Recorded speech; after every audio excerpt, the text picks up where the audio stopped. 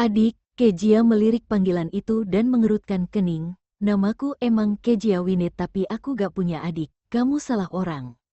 Tapi wanita ini bilang kalau dia adikmu, Michael Carson. Begitu mendengar nama itu, Kejia teringat semua hal kejam yang Michael lakukan sebelumnya dan membuat tubuhnya gemetar. Maaf, aku gak mengenalnya. Setelah selesai bicara dia mengakhiri panggilan.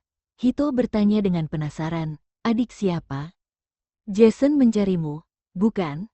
Dia salah telepon. Kejia dan Hito keluar dari kantor sambil membahas makanan Jepang dan tentang rencana bisnis grup Sky. Begitu masuk ke dalam lift ponselnya berdering lagi. Kejia menahan amarahnya dan menjawab, tapi yang berbicara bukanlah polisi wanita melainkan Michael. Heh kakak ipar, datang ke kantor polisi dan jemput aku. Kejia pernah menikah dengan Alex selama 6 tahun tapi Michael hanya memanggilnya untuk membuat makanan.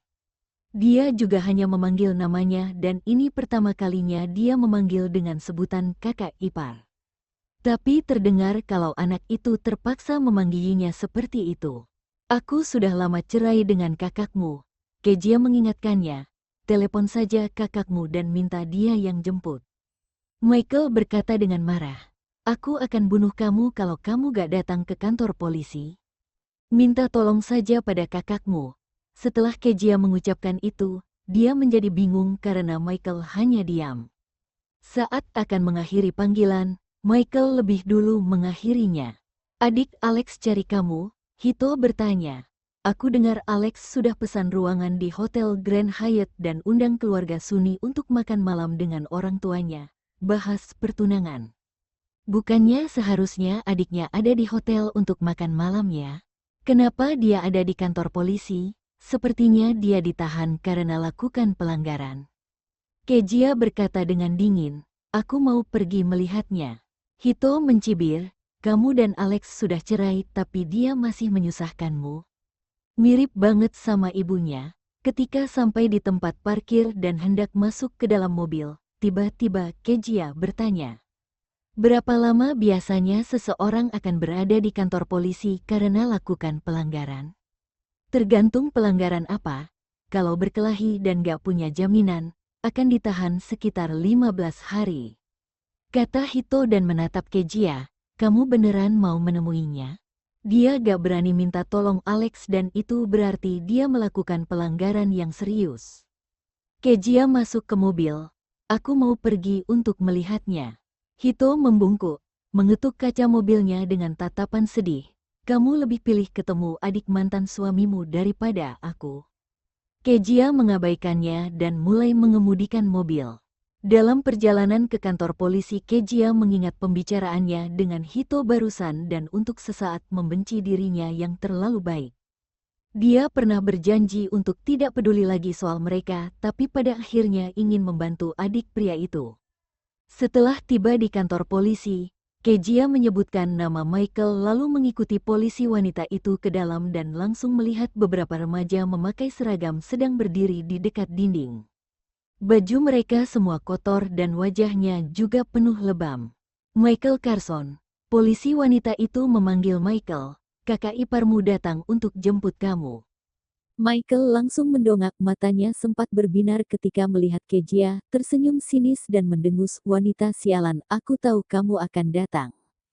Kejia menatapnya dengan tenang, kamu panggil aku apa?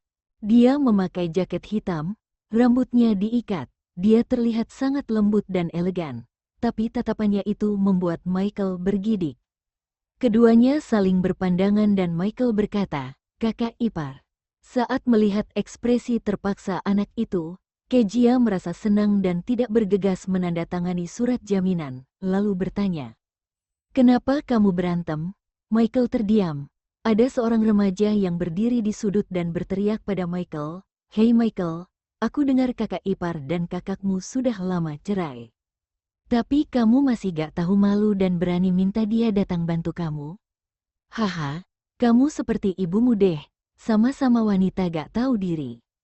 Kayaknya ibunya salah melahirkan anak deh. Beberapa remaja menghina Michael, membuat matanya merah karena kesal dan seperti ingin meninju wajah mereka. Kejia bergegas menarik seragam sekolahnya. Kamu masih berani berantem di kantor polisi? Kamu mau aku panggil kakakmu? Michael takut kalau dia benar-benar memanggil kakaknya, lalu menarik tangannya untuk mencegah Kejia menyentuh seragam sekolahnya. Setelah Kejia menandatangani surat jaminan Michael, dia melirik remaja di sudut dan berkata kepada polisi. Wajar saja kalau remaja berkelahi, aku juga akan jadi jaminan mereka. Kasihan kalau orang tua mereka harus ke sini untuk masalah sepele kayak gini. Karena para remaja itu berasal dari sekolah yang sama, jadi polisi setuju untuk membiarkan mereka pergi. Kejia juga langsung menandatangani surat jaminan para remaja itu. Michael tidak menyangka Kejia akan melakukan hal itu. Dia sangat marah dan hampir berteriak, "Kamu gila ya? Kenapa bantu mereka juga?" Kejia mengikat tali jaketnya dan bertanya, "Sebelumnya kamu menang lawan mereka?" Michael melirik remaja di depannya dan berkata dengan enggan, "Kalau cuma bertiga aku bisa menang, tapi mereka berlima. Itu artinya kamu kalah." Kejia meliriknya, "Aku pikir kamu hebat." Setelah meninggalkan kantor polisi, Kejia berjalan pelan di belakang para remaja itu dan menatap kosong pada Michael. Kejia sempat merasa khawatir dan akhirnya mengikuti mereka. Lalu dia melihat Michael melemparkan tasnya ke punggung salah satu remaja dan membuat orang itu berteriak. Teman-temannya melihat kalau Kejia masih berani bertindak, jadi mereka semua mengelilinginya. Kejia menatap Michael yang ketakutan dan berteriak, "Kenapa diam aja? Ayo maju dan pukul dong, bukannya kamu bisa kalau cuma kalahkan 3 orang?" Setelah sadar, Michael langsung menggulung lengan seragam sekolahnya dan bergegas maju. Kejia menyeret 2 remaja lainnya karena Michael dengan mudah mengalahkan 3 orang sekaligus. Akhirnya dia bisa mengalahkan mereka semua dan semakin ada banyak lebam di tubuhnya. Michael sangat kesakitan karena pipi kanannya terkena pukulan. Kejia merapikan rambutnya yang berantakan dan berkata pada remaja yang tergeletak di tanah, "Aku sengaja suruh dia yang maju karena kalau aku yang lawan kalian, aku bisa buat kalian ditahan selama 3 bulan. Tentu saja itu mudah banget untukku." Kejia berbicara dengan nada yang datar saat mengucapkan perkataan yang kejam, membuat beberapa remaja yang meringis kesakitan itu tidak berani bicara. "Kalian bangunlah," kata Kejia dan melirik Michael di sampingnya, "bangun dan minta maaf padanya." Beberapa remaja itu langsung berdiri, membungkuk dan meminta maaf pada Michael. Mereka juga menunggu sampai Kejia menyuruh mereka pergi. Michael menatap wajah wanita di sampingnya dengan ekspresi yang agak rumit. Karena Kejia meminta Alex untuk menikahinya membuat Michael berpikir kalau wanita itu sudah memisahkan kakaknya dan Sunny, jadi dia bersikap kasar pada kakak iparnya dan selalu menyiksanya. Tapi saat ada di Redare Bar dan kali ini, dia melihat Kejia yang berbeda dari saat dia tinggal di rumah keluarga Carson. Sepertinya Kejia tidak seburuk itu. "Aku dengar kakakmu dan calon kakak iparmu ada di Hotel Grand Hyatt." Kejia mengambil 2 lembar uang di tasnya dan memberikannya. "Terserah kamu mau pulang atau pergi ke hotel." Nih lalu Kejia pergi ke mobilnya dan baru akan masuk ketika dia mendengar suara pintu terbuka lalu tertutup lagi. Kejia menatap remaja yang duduk di kursi penumpang dan berkata sambil menahan amarahnya, "Hei Michael, naik taksi sana. Aku gak punya waktu untuk antar kamu. Aku gak mau pulang. Mau tidur di mobilmu." Seluruh wajah Michael berkerut karena berteriak dan menarik luka di sudut bibirnya. "Turunlah.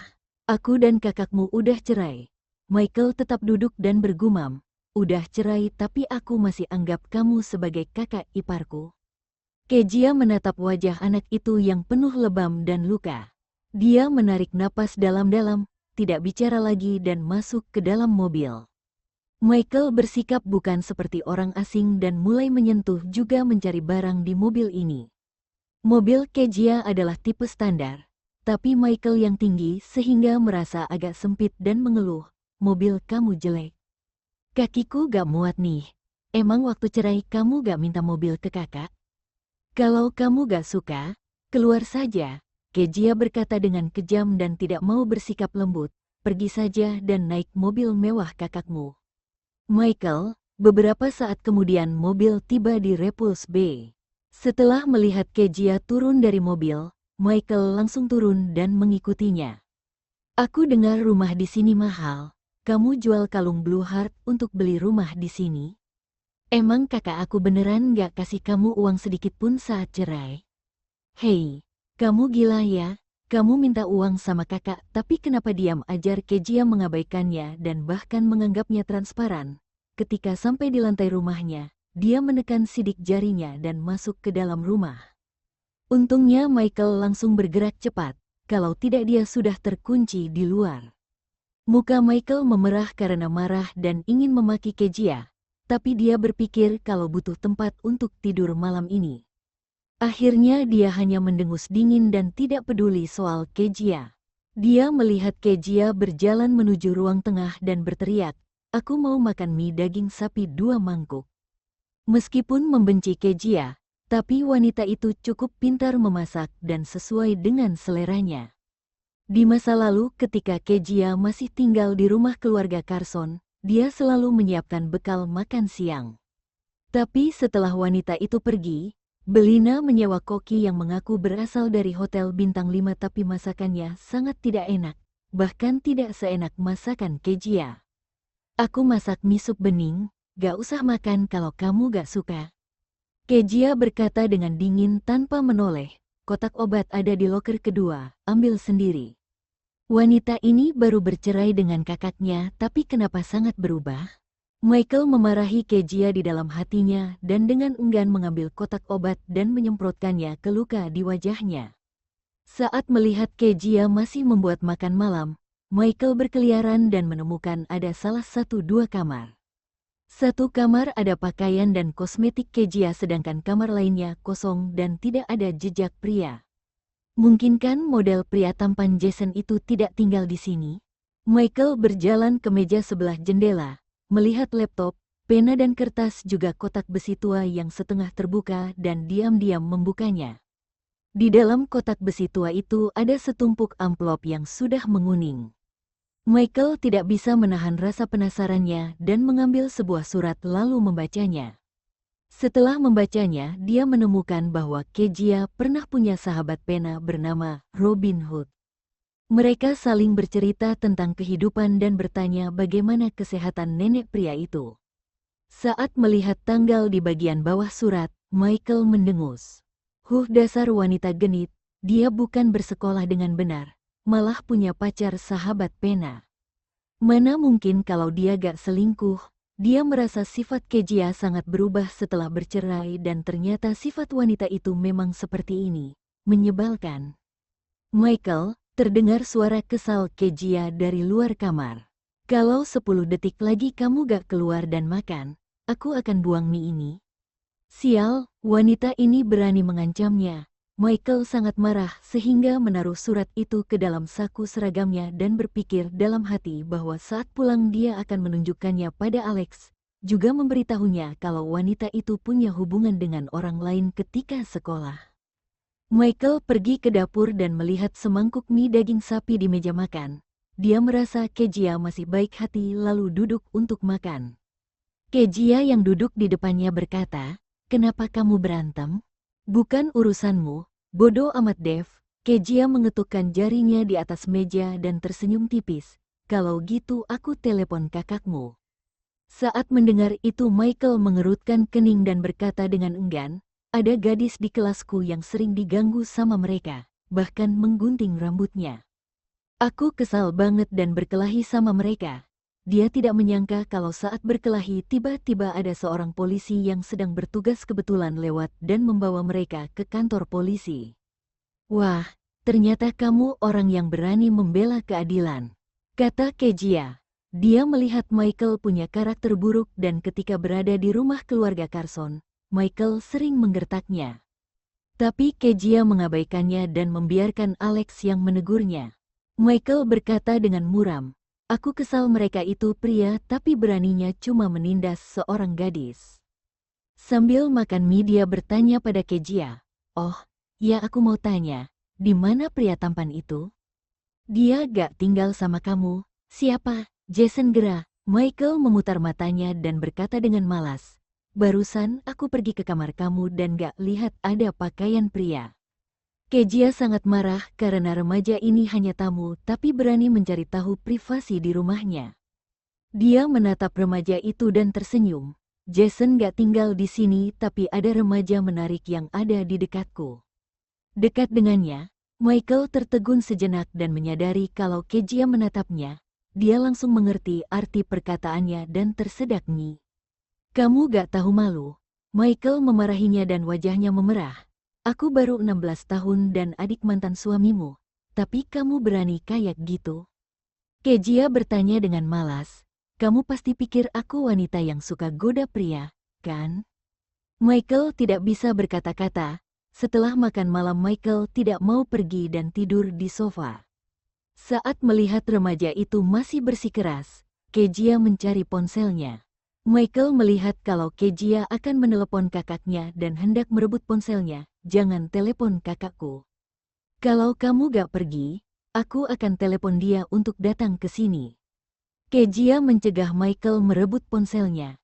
Kakak ipar. Go ada gunanya kamu panggil aku kakak ipar, meskipun 100 kali. Pergilah atau aku minta kakakmu datang. Michael melihat kalau Kezia sedang menelepon kakaknya jadi dia bergegas mengambil ponsel itu dan mengakhiri panggilan. Kezia terjatuh ke sofa. Meskipun sofa itu empuk, tapi kepalanya terbentur bagian yang keras dan sedikit sakit. Setelah menutup telepon, Michael merasa lega kemudian melihat Kezia yang terjatuh ke atas sofa. Dia mengerutkan kening saat melihat bagian ujung sweater yang terangkat dan memperlihatkan pinggang putih Kezia yang ramping. Michael memiliki penglihatan yang baik dan bisa dengan jelas melihat dua huruf yang ditato di pinggang kanan Kezia. Dia mencoba memikirkan artinya dan menatap kosong pada Kezia. Kamu membuat tato nama kakakku di tubuhmu? Saat ini bel pintu berbunyi. Kezia buru-buru menurunkan ujung sweaternya untuk menutupi tato inisial nama dan pergi membuka pintu. Dia tidak menyangka dan terkejut saat Alex dan Sunny berdiri di luar pintu. Alex memakai setelan hitam sementara Sunny yang berkulit putih memakai gaun panjang berwarna sampanye dan terlihat cantik. Keduanya terlihat sangat serasi. Alex melihat rambut Kezia yang sedikit berantakan dan pipinya yang merah. Dia mendengus dan bertanya, mana Michael? Kok kamu tahu kalau dia ada di sini? Kezia bertanya balik, kamu juga tahu rumahku? Kamu menguntitku, iya? Sunny melangkah maju dan berkata dengan lembut, Nona Winnie kamu salah paham. Malam ini orang tuaku makan malam dengan orang tua Alex dan Michael gak datang ke hotel, ponselnya juga mati. Aku cek lokasi ponselnya dan datang ke sini. Kamu tahu nomor rumahmu karena tanya pada satpam. Kezia mendengus dan tersenyum sinis. Aku kira setelah cerai Tuan Carson jadi menyukaiku dan menguntit. Senyum di wajah Sunny menghilang tapi dia langsung berkata dengan hangat. Kami di sini untuk jemput Michael, panggil dia keluar. Michael, kakak dan iparmu ada di sini. Kezia berteriak, aku gak bilang kok. Kakakmu yang nyalakan pelacak lokasi di ponselmu dan bisa menemukanmu. Ketika Michael tahu kakaknya datang, dia merapikan seragamnya, terlihat sedikit takut dan perlahan berjalan keluar sambil membawa tas sekolahnya. Kezia menghentikan ketika mereka hendak pergi. Tuan Carson barusan adikmu pakai obatku dan makan 2 mangkuk mie daging sapi. Kamu gak mau bayar? Michael berkata dengan marah. Emang berapa sih harga 2 mangkuk mie daging sapi? Kamu kehabisan uang, daging sapi mahal sekarang. Kezia berkata, lagian kita gak ada hubungan. Kenapa aku harus biarkan kamu makan dan minum gratis di rumahku? Michael, Alex mengambil 5 lembar uang kertas dari dompet dan menyerahkannya pada Kezia dengan acuh tak acuh, cukup. Cukup, makasih Tuan Carson, silahkan pergi. Setelah menerima uang itu, Kezia masuk ke dalam rumah dan menutup pintu, tanpa melirik mereka lagi. Mereka bertiga masuk ke dalam lift dan turun ke lantai dasar. Setelah masuk ke dalam mobil, Alex bertanya kepada Michael, kenapa kamu gak datang ke hotel dan malah datang ke rumah Kezia? Kenapa wajahmu terluka? Michael sangat takut pada kakaknya dan menjawab dengan jujur. Aku berantem sama teman sekelas dan aku tahu kalau kamu akan makan malam sama keluarga Kak Suni. Aku takut ganggu kalian, jadi aku minta kakak ipar Kejia datang bantu aku dan makan malam di rumahnya. Suni mengepalkan tangannya dengan keras saat mendengar Michael memanggil Kejia dengan sebutan kakak ipar. Suni mengambil kotak obat di dalam mobil dan membantu Michael mengobati lukanya lagi. Dia mengoleskan obat dengan lembut dan berkata, Michael, kita adalah keluarga dan kedepannya kamu boleh panggil aku atau kakakmu kalau ada masalah. Nona Wine punya pacar dan sepertinya gak baik kalau kamu terus minta bantuannya, takutnya pacarnya akan marah. Michael ingat saat Kejia menggodanya saat sedang makan dan merasa sedikit takut. Dia kayaknya tinggal sendirian dan gak sama pria itu. Alex melirik dari kaca spion dan entah kenapa hatinya merasa lega saat mendengar ini. Mungkin mereka tinggal di tempat yang berbeda. Suni tersenyum tipis, lukanya udah diobatin, masih sakit. Gak kok, makasih Kak Suni. Michael tersenyum dan merasa kalau Suni adalah orang yang sangat lembut dan jauh lebih baik dari Kejia. Suni menutup kotak obat dan menaruhnya lalu berkata pada Alex. Alex, aku dengar kamu minta asisten Tama untuk urus berita. Ini masalah sepele tapi aku gak ngangka kalau ada karyawan grup Sky yang merekam dan menyebarkan video. Video itu buat reputasi Bibi jadi jelek dan kamu juga terkena akibatnya.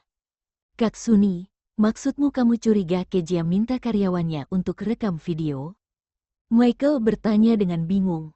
Bukan gitu, Suni berkata dengan tergesa-gesa. Aku cuma mikir kalau Kejia emang tahu soal ini. Harusnya dia menghentikan karyawan itu supaya video gak menyebar di kalangan bisnis.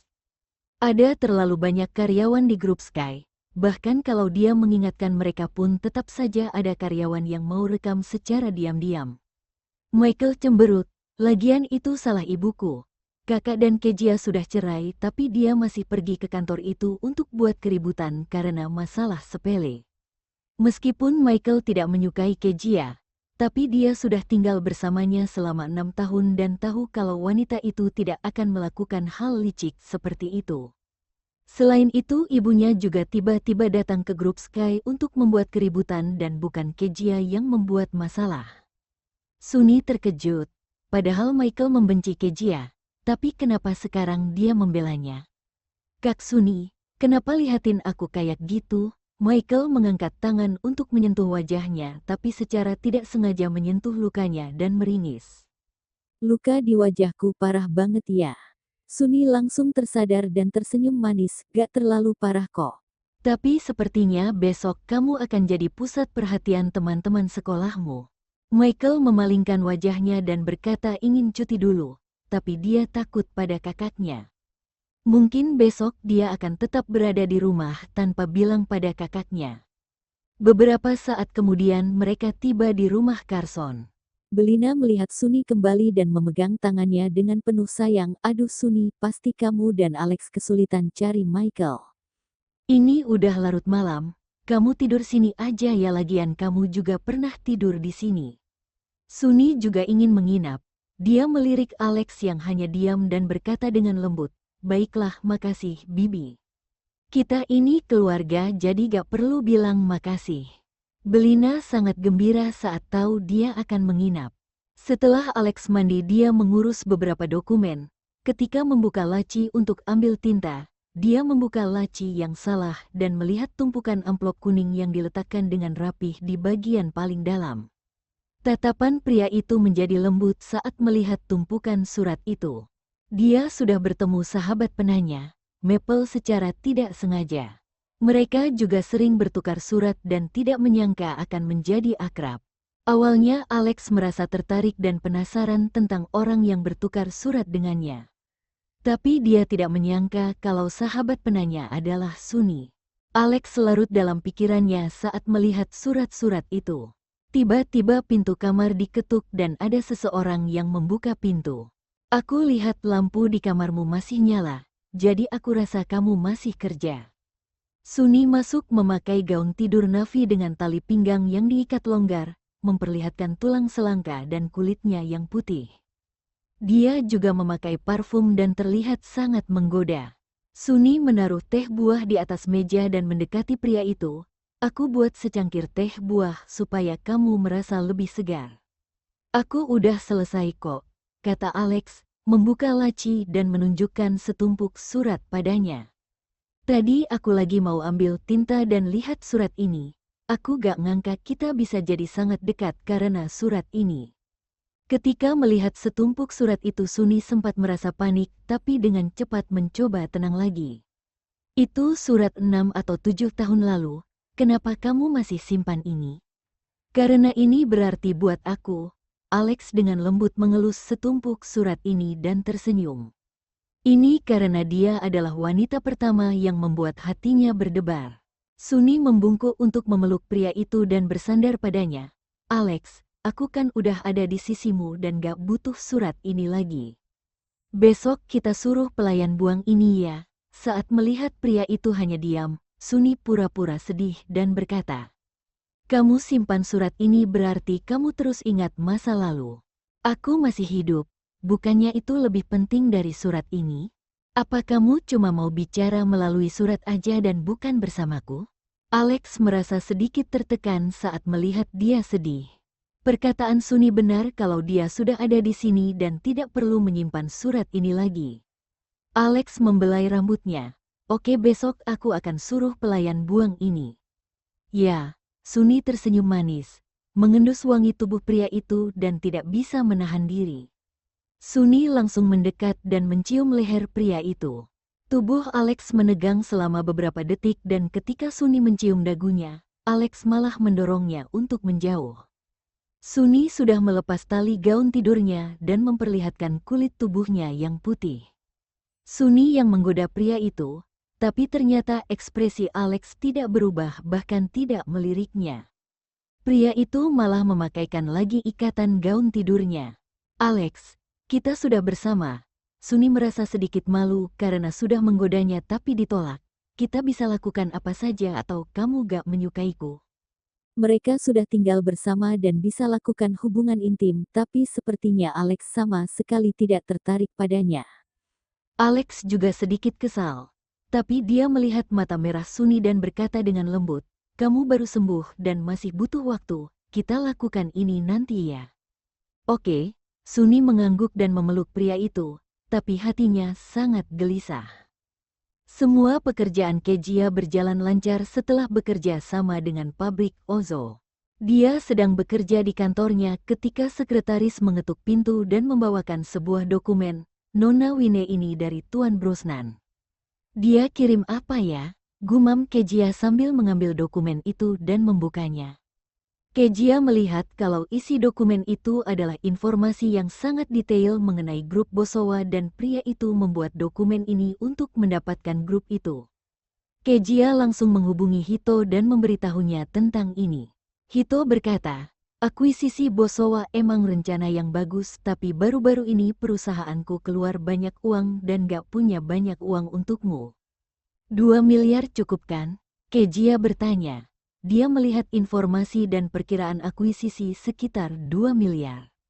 Sial, dari mana kamu bisa punya uang banyak banget? Jason yang kasih. Hito menghela nafas dan berkata dengan iri. Aku gak menyangka jadi model pria bisa punya banyak uang. Kalau nanti aku bangkrut aku juga mau jadi model pria. Kejia berkata, kayaknya kamu gak laku deh kalau jadi model pria. Ya terserah deh, tapi aku tahu kalau kamu anggap aku tampan. Hito bertanya, aku penasaran banget deh. Sam minta orang untuk cari info akuisisi, bukannya dia punya pacar. Kenapa dia kasih informasi ini untukmu? Hito berkata lagi, dia baik banget sama kamu, apakah dia menyukaimu?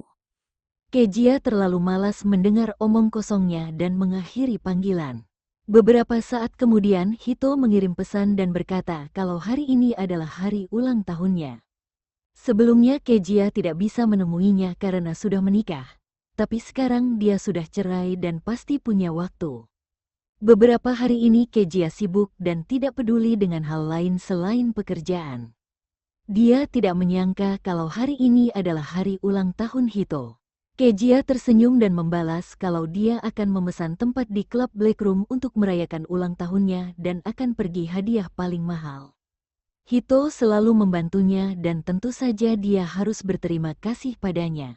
Hito berpikir dalam hati, "Ceka, kayaknya aku harus bilang makasih ke Alex deh. Kalau mereka gak cerai pasti Kejia gak punya waktu rayakan ulang tahun aku." Setelah selesai dengan pekerjaannya, Kejia pergi dari kantor untuk membeli hadiah jam tangan untuk Hito. Kebetulan petugas konter jam hari ini seorang wanita yang pernah melayaninya dan menyapanya dengan ramah. "Halo Nyonya Carson, sudah lama tidak bertemu." Kejia tersenyum dan berkata dengan ramah, "Aku udah cerai dari Tuan Carson dan kedepannya kamu bisa panggil aku Nona Winnie." "Ah maaf Nona Winnie. Beberapa waktu lalu aku pergi ke luar negeri untuk belajar dan baru kembali hari ini. Aku gak terlalu nonton berita gosip." Gadis itu langsung meminta maaf. "Gak apa-apa kok. Hari ini temanku ulang tahun dan aku mau kasih jam. Tolong kasih saran untukku." Saat melihat Kejia tidak marah, gadis itu diam-diam menghela nafas lega dan dengan cepat mengambil beberapa jam tangan dan menjelaskannya pada Kejia. Beberapa jam tangan itu berasal dari merek yang sama dan sangat bagus. Padahal dia memilih jam untuk Hito tapi dia malah memikirkan kalau jam tangan itu pasti akan terlihat bagus kalau dipakai oleh Alex. Setelah menikah selama bertahun-tahun, dia pernah beli beberapa jam tangan untuk Alex di toko ini. Tapi pria itu sama sekali tidak pernah memakai barang yang Kejia beri untuknya. Kejia tertegun saat menatap jam tangan itu. Tiba-tiba terdengar suara yang familiar ketika dia hendak membayar jam tangan. "Jam tangan itu bagus, berikan padaku." Kejia menoleh dan melihat Suni berdiri di sampingnya bersama dengan seorang wanita. Sepertinya mereka baru selesai belanja karena membawa beberapa tas belanja. Suni awalnya tersenyum tipis tapi saat dia menyadari kalau orang di sebelahnya adalah Kejia, senyumannya memudar. Kejia menyapa dengan ramah, "Halo Nona Okano, kebetulan sekali." "Ya." Suni meremas tas belanja di tangannya dan bertanya sambil tersenyum, "Kamu di sini mau beli jam tangan untuk pacarmu?" Kejia hanya diam dan mengabaikannya. Tepat ketika Kejia akan meminta gadis itu untuk membungkus jam tangan, tiba-tiba Suni sudah lebih dulu menunjuk jam itu dan berbicara dengan lembut. "Aku mau jam tangan ini, bungkus untukku." Setelah berbicara dia menoleh dan tersenyum pada Kejia. "Aku rasa jam tangan ini cocok banget untuk Alex." "Nona Winnie, kamu gak mau beli jam tangan ini juga, kan?" Suni berbicara dengan lembut tapi tentu saja dia berniat untuk memprovokasi Kejia. Kejia hanya mengerutkan kening dan tersenyum ramah. "Kalau Nona Suni mau, silahkan ambil saja." Suni tidak menyangka kalau Kejia tidak akan melawannya. Bahkan langsung menyerahkan jam tangan itu. "Kak Suni, kayaknya Kejia gak berani menyinggungmu." Wanita itu mendekat dan memujinya. "Setelah cerai sama Tuan Carson, dia gak punya siapapun dan perusahaannya hampir bangkrut, jadi dia gak berani lawan kamu." "Ya benar, sekarang Kejia hanya punya perusahaannya yang hampir bangkrut." Saat mendengar ini Suni merasa lega lalu mengambil kartu, "Pakai kartu ini dan aku mau jam itu." Saat gadis itu menerima kartu, dia bertanya dengan hati-hati, "Nona, apa kamu member toko kami?" "Tidak."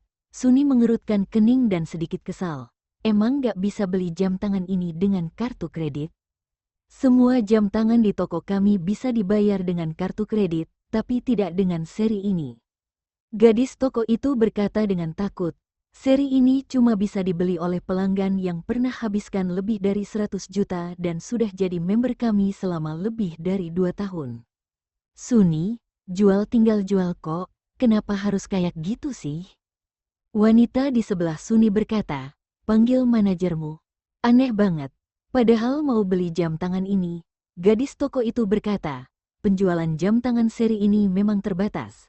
Meskipun manajer toko datang tetap saja tidak akan mengubah peraturannya." "Kalau aku gak bisa beli, wanita ini bisa beli." "Iya, Nona Winnie bisa beli."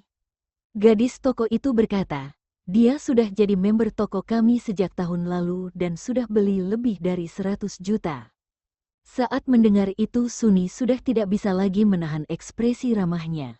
Kejia sudah merasa cukup melihat itu dan akhirnya mengambil jam tangan yang dipegang Suni dan menyerahkannya pada gadis toko. Karena Nona Wine gak bisa beli ini, aku akan beli ini. Baiklah. Beberapa saat kemudian ada petugas toko yang kembali sambil membawa sertifikat dan jam tangan yang sudah dikemas. Kejia mengucapkan terima kasih dan sebelum pergi dia berkata pada Suni dengan pura-pura menyesal, Nona Suni, meskipun aku gak beli ini, kamu juga gak bisa membelinya. Suni sangat marah saat mendengar ini. Dia menatap punggung Kejia. Teringat Michael menyebut wanita itu kakak ipar dan tatapannya berubah muram. Kenapa Kejia selalu datang dan merebut miliknya? Suasana hati Kejia sangat baik setelah melihat kejadian tadi. Dia masuk ke dalam lift untuk turun ke basement dan bertemu dengan seseorang. Halo Nona Wine, Ziva. Kejia langsung mengenali wanita muda tinggi di depannya. Ziva Korat adalah kenalan lama Hito. Awalnya dia akan bergabung di perusahaan Hito. Tapi Hito tahu kalau Kejia tidak punya seorang yang bisa dipercaya di grup Sky dan akhirnya minta Ziva untuk membantunya. Kejia sangat sibuk tapi sebenarnya dia tahu kalau Ziva bekerja di Departemen Keuangan dan sangat teliti dalam pekerjaannya. Ada banyak orang di perusahaan dan aku gak menyangka kalau Nona Wine akan ingat aku. Ziva tersenyum sambil memegang kue di tangannya. Toko dessert ini enak banget. Aku lagi istirahat dan pergi untuk beli dessert. Kalau Nona Wine lagi beli pakaian. Hari ini ulang tahun Hito dan aku beli hadiah untuknya. Kejia menggoyangkan tas hadiah. Malam ini kamu ada acara? Gak, rencananya setelah pulang nanti aku cuma mau tiduran sambil nonton drama. Kalau gitu ayo pergi denganku, supaya semakin ramai. Kejia berkata, kamu dan Hito sudah saling kenal. Ayo ikut supaya kita lebih akrab. Kalau Nona Wine bilang gitu, aku akan ikut. Ziva tidak bicara lagi dan menekan tombol lift. Kalau gitu ayo pergi ke lantai 2. Aku mau beli korek api untuk Hito. Aku gak boleh datang ke pesta ulang tahunnya tanpa bawa kado.